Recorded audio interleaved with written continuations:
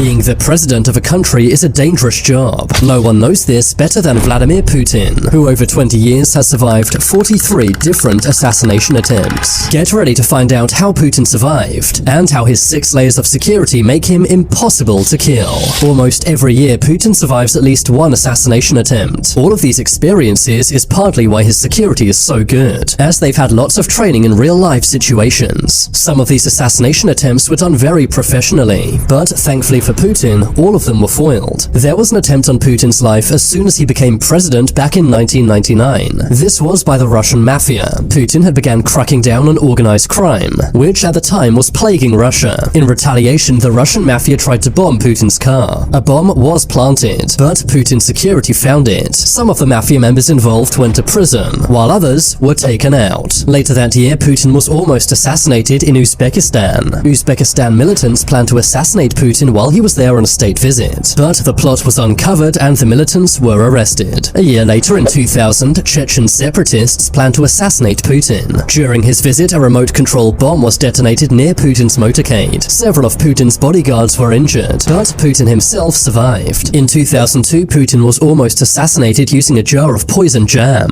He was scheduled to have breakfast at a hotel in Crimea, but Putin's food testers discovered the poison jam before he ate it. Also in 2002, Putin went to a parade in Moscow's Red Square. In a nearby building, snipers were in position to take out Putin, but the Federal Protective Service, or FSO, caught wind of this, and swiftly arrested the snipers. As if 2002 couldn't get worse for Putin, he was nearly assassinated again, this time during a trip to Azerbaijan. An Iraqi man with connections to Chechen separatists wanted to assassinate Putin. He planned to plant explosives under Putin's car. However, the Azerbaijan police discovered his plan. The man was soon arrested and later sentenced to 10 years in prison. The same year, another man tried to blow up Putin with a bomb. He planned to drive along the motorway next to Putin's motorcade, and from his car detonate a 40-kilogram explosive. Luckily for Putin, the FSO found out. They rerouted Putin's motorcade, while at the same time ambushing and eliminating the would-be assassin. In 2003, Putin was nearly assassinated during a visit to the UK. 2 Russian men planned to assassinate Putin with snipers, but they were arrested by British officers from SO13, which is the UK's elite anti-terror police. The following year, the FSO discovered a plot to poison Putin's food. This was during a visit to a foreign country. Where this happened and who the perpetrators were remains classified, but it seems no food gets anywhere near Putin without being tested first. But some attempts on Putin's life are very close calls. In 2012, Putin visited Ukraine. During the trip, several men were arrested on the Black Sea. They were Chechen separatists who planned to take out Vladimir Putin. They had built various bomb vests. They had planned to blow up Putin and themselves. But luckily for Putin, Ukrainian police arrested the men. By now, you're probably asking, how is it possible for Putin to survive so many assassination attempts? You might think he's the luckiest man in the world, but luck has nothing to do with it. It's all thanks to Putin's 6 layers of security that make him an impossible target to kill.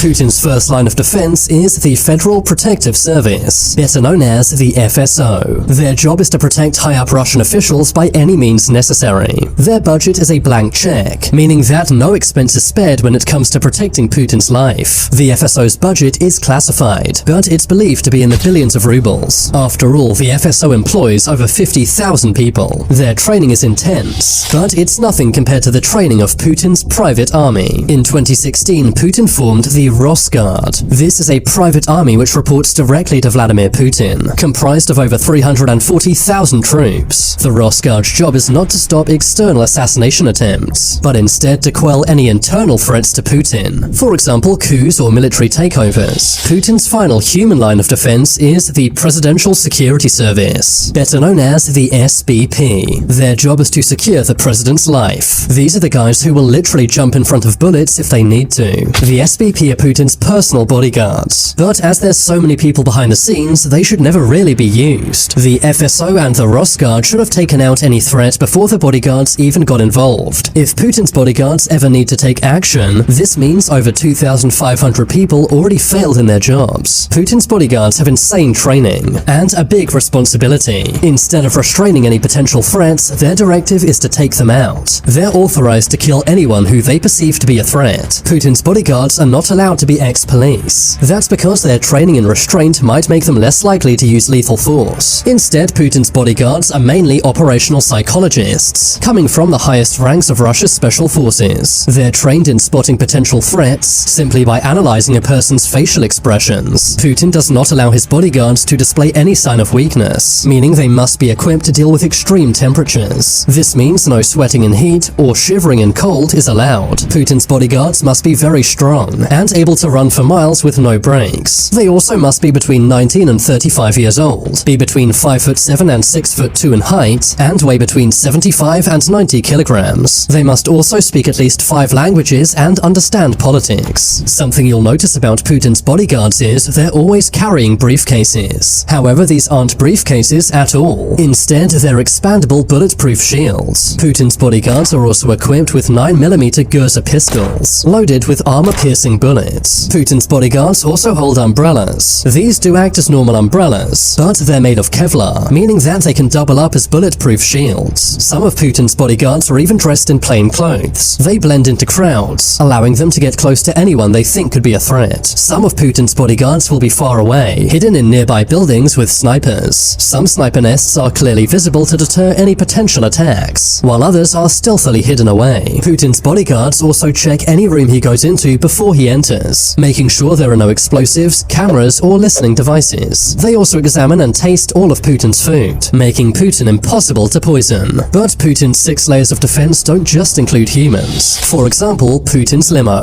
Putin already has an insane motorcade. Everywhere he goes, dozens of cars and motorbikes follow. Putin's limo is a Russian-made Aura Senate. The limo is bomb and bulletproof from every angle. It's even resistant to chemical gas attacks. There are tiny cameras all over the car, allowing Putin's bodyguards inside the car to see every angle. There are even secret exits on the car's roof and rear, as well as various hidden compartments for AK-47s. But nowadays, Putin does most of his traveling by train. He does this using a so-called ghost train. Putin's train looks exactly the same as any other train in Russia. The only external difference are these signal blockers mounted on top. But there is nothing regular about the interior of Putin's train. The interior is very luxurious, complete with health and fitness centers, various offices, an entertainment room, and even its own medical center. The train is also bulletproof and bomb-proof. Putin's train only stops at secret train stations, which are dotted all around Russia. But how does Putin travel in the air? Well, while in Russia, Putin mainly uses his own helicopter. It's a reinforced Mi-8, which is the same model used by the Russian military. Putin's helicopter is heavily reinforced, complete with bulletproof windows, signal jammers, and anti-missile defense systems. It's also followed from every angle by Russian fighter jets wherever it goes. Putin's helicopter even has communication systems on board, meaning that if he wants to, he can launch a nuclear strike while in the air. But what about when Putin is flying out of Russia? If Putin has to fly far away, he uses his own plane. It's a heavily modified IL-96-300PU. The plane has signal jammers and anti-missile defense systems, and basically operates like a mobile command center. There are large offices inside the plane, meaning Putin can command soldiers and military officials from his airplane. He can even launch nuclear strikes from his plane. The plane even has a secret escape capsule, meaning that Putin can escape if anything goes wrong in the air. The interior of the plane is total luxury, with gold decorations all over the place, as well as gyms, bedrooms, shower rooms, and more. Not surprising, seeing as Putin's plane cost over $550 million. All of these layers of security make Putin an impossible target to kill. It may seem over the top, but seeing as Putin has survived over 43 assassination attempts during his tenure, maybe all of this is totally necessary. And due to the ongoing invasion of Ukraine, Putin has a bigger target on his back than ever before. But now it's time for you to make your voice heard. What are your thoughts on Vladimir Putin? Comment